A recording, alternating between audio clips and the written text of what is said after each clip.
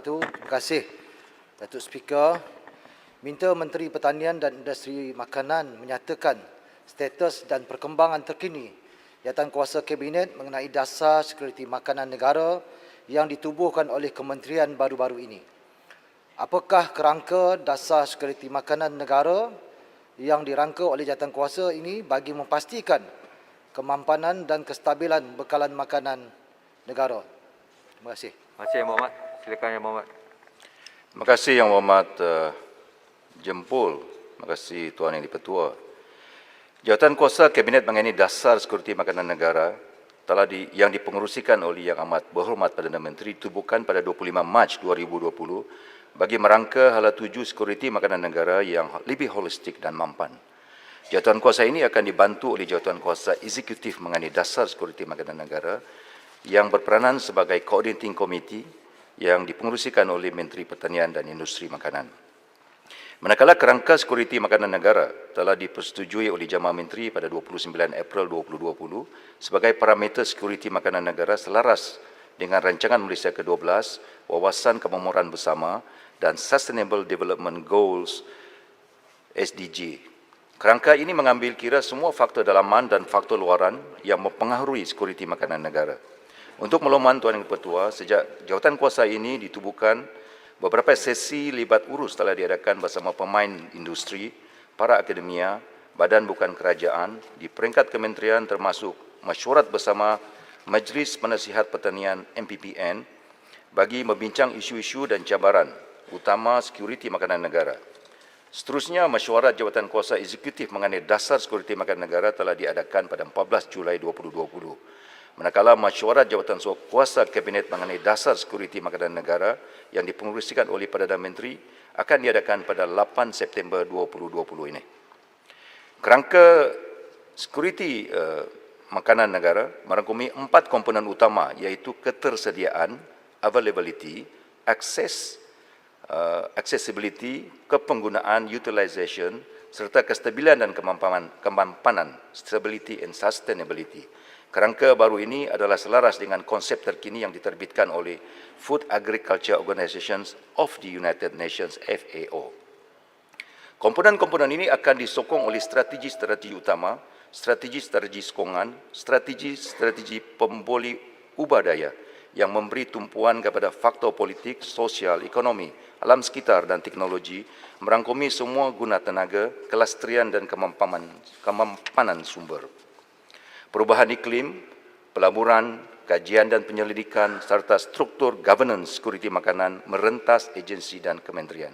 Selain itu, sebanyak 4 kluster berlandaskan komponen kerangka ini dicadang untuk ditubuhkan dengan mengoptimumkan platform sedia ada sebagai medium perantara di bawah agensi dan kementerian seperti berikut. Kluster ketersediaan diurussetiakan oleh Sekretariat Majlis Penasihat Pertanian Negara MPPN, Kementerian Pertanian dan Industri Makanan. Kedua, kluster kemampuan diurussetiakan oleh Sekretariat Majlis Tindakan Sara Hidup Negara NSCCOL di bawah Kementerian Perdagangan Dalam Negeri dan Hal Ehwal Pengguna. Kluster ketiga, keselamatan diurussetiakan oleh Sekretariat Majlis Keselamatan Negara dan Pemakanan Kebangsaan MPK, Kementerian Kesihatan Malaysia, dan kluster kestabilan dan kemampanan diurussetiakan oleh Kementerian Pertanian dan Industri Makanan. Dalam hal ini saya yakin kerangka sekuriti makanan negara ini akan dapat menyumbang kepada pengukuhan sekuriti makanan negara serta memastikan kemampanan dan kestabilan bekalan makanan negara agar sentiasa kekal utuh. Sekian, terima kasih. Terima kasih Yang Berhormat Menteri. Silakan Yang Berhormat Datuk Haji Muhammad Salim. Terima kasih Menteri dengan perancangan yang cukup mantap dalam kita menjaga sekuriti makanan negara. Soalan saya, apakah pembaharuan yang mungkin akan dilaksanakan oleh kementerian bagi memantapkan lagi dasar makanan negara dan apakah mekanisme pengukuran yang akan digunakan untuk mengukur tahap sekuriti makanan negara? Mohon Menteri untuk menjawab. Terima kasih Yang Berhormat Datuk Haji Muhammad Salim. Silakan Yang Berhormat Menteri. Terima kasih Yang Berhormat Jempol. Sesungguhnya penubuhan jawatankuasa Kabinet mengenai dasar sekuriti makanan negara itu sendiri adalah merupakan satu pembaharuan yang dibuat oleh kerajaan dalam meningkatkan tahap sekuriti makanan negara dan memperkukuhkan keselamatan makanan di semua peringkat rantaian makanan, dari peringkat pengeluaran input dan pertanian sehingga ke pemasaran dan pengagihan. Penubuhan jawatankuasa ini juga menunjukkan komitmen tinggi kerajaan dalam soal sekuriti makanan negara. Malah input dan seranan MPPN, Majlis Penasihat Pertanian Negara, Sekretariat Majlis Tindakan Sara Hidup Negara, serta Sekretariat Majlis Keselamatan Makanan Negara dan Pemakanan Kebangsaan juga akan memanfaatkan ke arah menjamin sekuriti makanan negara dan seterusnya meningkatkan kedudukan negara dalam Global Food Security Index, GPSI. Terdapat dua indikator utama yang digunakan untuk mengukur tahap sekuriti makanan sesebuah negara berlandaskan Sustainable Development Goal SDG 2030, iaitu pertama prevalence of undernourishment POU dan yang kedua Food Security Experience Scale FIES. Dalam hal ini FAO telah menerbitkan laporan tahunan The State of Food Security and Nutrition in the World bagi tujuan menilai pencapaian ke arah mencapai sekuriti makanan, iaitu satu dunia tanpa kebuduran dan malnutrisi berdasarkan kepada sasaran SDG 2, iaitu Zero Hunger.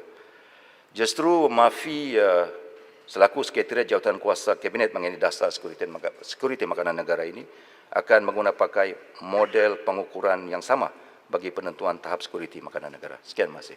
Hang Tuah Jaya. Tuan Jaya dulu. Terima kasih, Datuk Ketua. Assalamualaikum warahmatullahi wabarakatuh. Yang Bapak Menteri, kalau mengikut unit risikan majalah Ekonomis, Malaysia sekarang ini menduduki tempat yang ke-24 daripada 113 buah negara dalam Indeks Sekuriti Makanan Global 2019.